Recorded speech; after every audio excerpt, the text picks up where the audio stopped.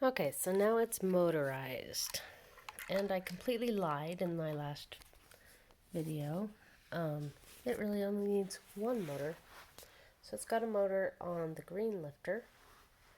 And I put a compound gear in there because I wanted it to be strong, but I didn't want to use that biggest gear because it would get in the way. So I have a small gear to a big gear on the same shaft as another small gear and another big gear, if you can see that there in the inside.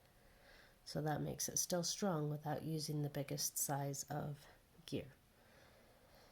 And I just have it on the floor next to my robot, but it's plugged in.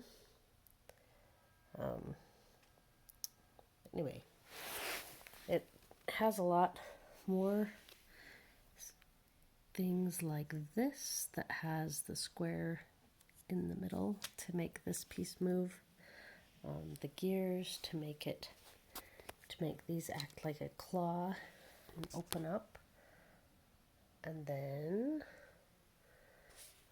this gear really is for fun only. That's really not needed.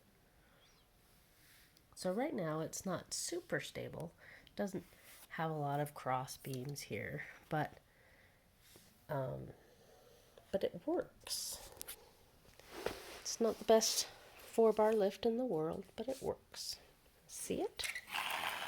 All right, watch this. Maybe.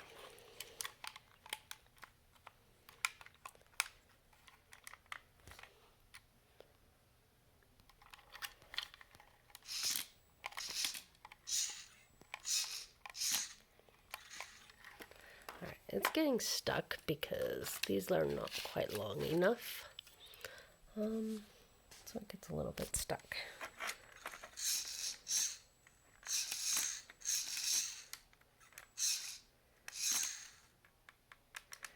That's not being a very good example right now.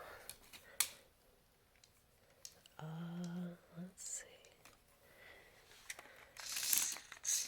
see. I might just be out of batteries. Let's try a new battery. So it's only barely in front. And if I had made these blue and red beams just a little bit longer so it was more in front, it would work better. So it gets stuck right there. But once it's unstuck, watch this magic.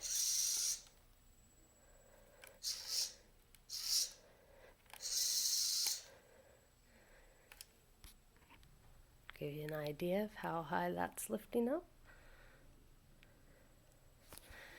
And it just goes straight up and down.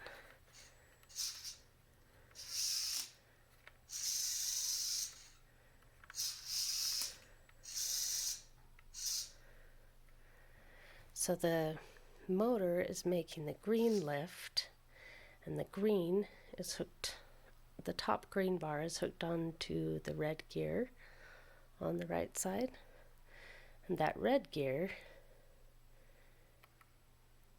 is turning because the green is lifting, which also makes the blue bar turn. The lower blue bar is hooked to the top red gear. And so one motor makes the whole thing work